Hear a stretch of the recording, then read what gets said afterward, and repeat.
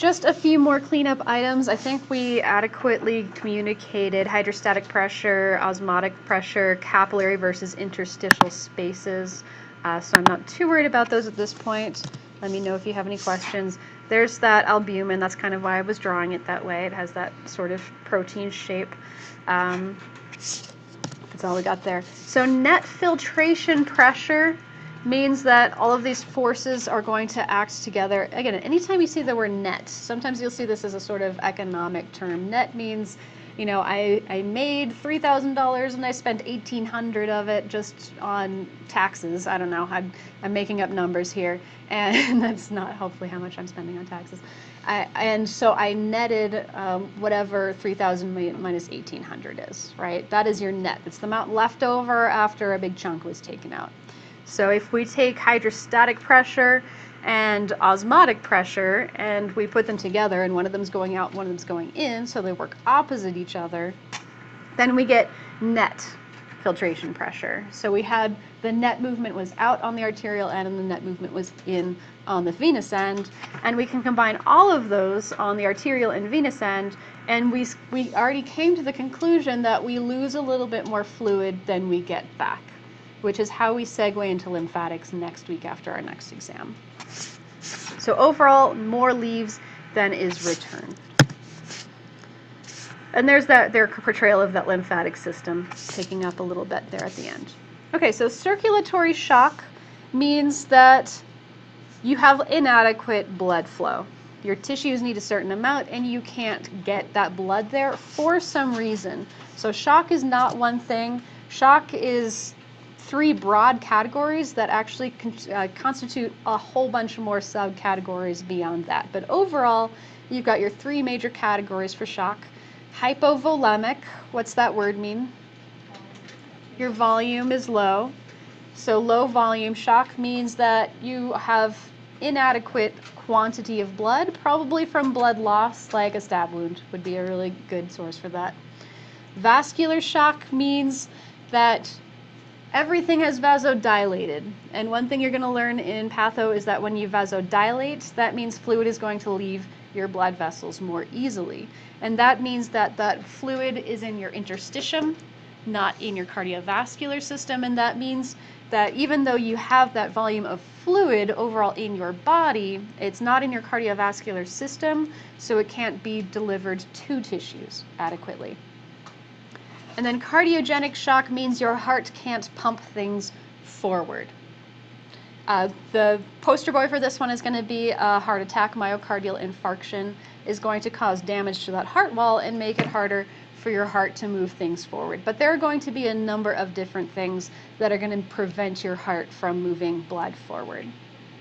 For now, you just need to know these broad strokes categories. Let's see. This is showing compensatory mechanisms when you do have some kind of wound. That means you have hypovolemic shock. Your RAS pathway will be activated. Your autonomic nervous system will be activated. Every compensatory mechanism for blood pressure that we've already seen today will be activated to try to compensate for that shock event. And it may or may not work if it's, for example, a stab wound, or if it's, for example, anaphylactic shock. Those compensatory mechanisms are ultimately going to give you your signs and symptoms of shock. They may not actually help that person. If you're bleeding out and your heart rate increases to try to perfuse more blood, you're just going to bleed out faster.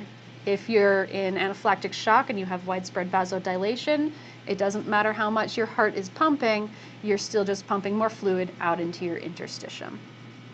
So having those different categories of shock and having our mechanisms to fight against that form of shock is going to give you your treatment interventions that are going to be different for each of these categories. So that's just some long-term thinking. Now, I'm not going to do a specific lecture for your blood vessels. After this lecture, I will go into your lab practical images and just walk you through a few details to draw your attention to them. Generally, when we're talking about blood vessel anatomy, we're talking about regional anatomy. So if back in the day you paid attention when I said pay attention to regional anatomy, and you learned about axillary and popliteal and brachial and antebrachial and radial and ulnar, then you're going to do just fine for blood vessels. And I'll just show you a couple of exceptions where we haven't gotten to those regional terms just yet. I think, frankly, that blood vessels are easy enough, just because it's regional anatomy. If you know your regional anatomy, you're not going to have a lot to study for blood vessels. And also, your veins are very, for the most part, symmetrical or reflective of your arterial system. The only places I'm going to draw your attention to that'll be different, the aortic arch is going to have some differences. Obviously, your vena cava, you've got a superior and an inferior. And then I'm going to draw your attention to some abdominal blood vessels, because you haven't seen the mesenteries yet. You're going to have an inferior and a superior mesenteric artery, and we're not there yet. You haven't seen mesenteries before. You will see mesenteries by the end of this semester, but we're not there yet. So those are the things I'll draw your attention to. We're going to have symmetry in the venous portion to the superior vena cava. We're going to have asymmetry in only one place, and that's that aortic arch right there. So I'll show you those specifically in our lecture. So fetal circulation, again, you do have an entire learning objective for this, but there's not a lot to learn, at least at this time. I'm sure when you get to some OB topics, this will be more important to you. So the fetal circulation, they're not breathing, they're not getting oxygen from their lungs. They are getting oxygen and nutrients from the placenta. So the placenta is going to act both as lungs and digestive system for a fetus. Therefore, all oxygen and nutrients are coming from this placenta, and that umbilical cord is going to have an artery, and that's going to feed into, I believe, the inferior vena cava. And then you're going to have some holes. You're going to have some communication between the right and left side of your heart in fetal circulation that you should not have as an adult. And these are what those are called. There is a foramen ovale, or foramen ovalis, between the right and left atrium, and that's going to share oxygenated and deoxygenated blood across the right and left side of the heart. And there's a second one. There's a ductus arteriosus between the pulmonary trunk and the aorta, and that also shares oxygenated and deoxygenated blood. So the purpose of that is to bypass the pulmonary circuit. Your right side of the heart, when it pumps, we don't want it going to those lungs in the fetus. We just want it going across to the left side of the heart and out of the body, out of the heart. So that aorta in the fetus is going to carry mixed oxygenated and deoxygenated blood, not oxygenated like in the adult. When the baby is born, those foramen ovale should shut, and you should have just a scar over that known as the fossa ovalis. That was that feature that we saw in at least one of our views in our anatomical images of the heart. And instead of a ductus arteriosus, you should have a ligamentum arteriosum. You should just have a ligament connecting the pulmonary trunk to the aorta. Again, in terms of what you actually need to learn for this, we're just saying we're bypassing pulmonary circulation. We have two areas that communicate in the heart that is just there to bypass pulmonary circulation until we can actually breathe air and use lungs.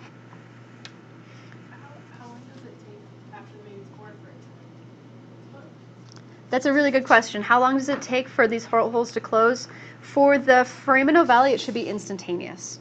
So the reason for that is embryologically, the septum between the atria actually have two portions to the septa.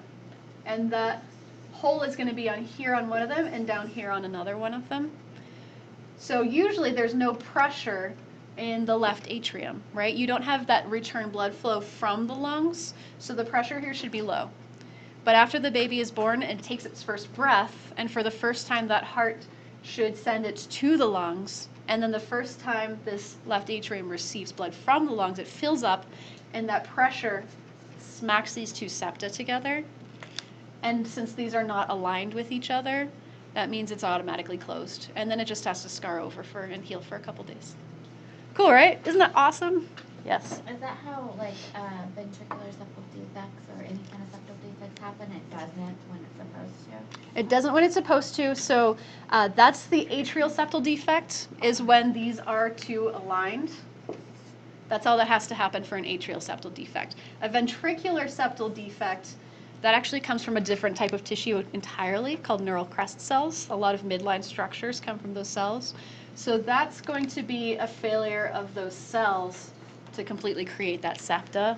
So it's not necessarily before birth, after birth sort of complication. It's going to be something that's failed to form before birth. And then there's just there's nothing that happens that's special after they're born in response to them. So different tissue process, but similar idea, yeah. Cool, right? Embryology's cool. I should have an embryology lecture. I do somewhere. All right, that is it. Any questions before I turn off the recording? Nope.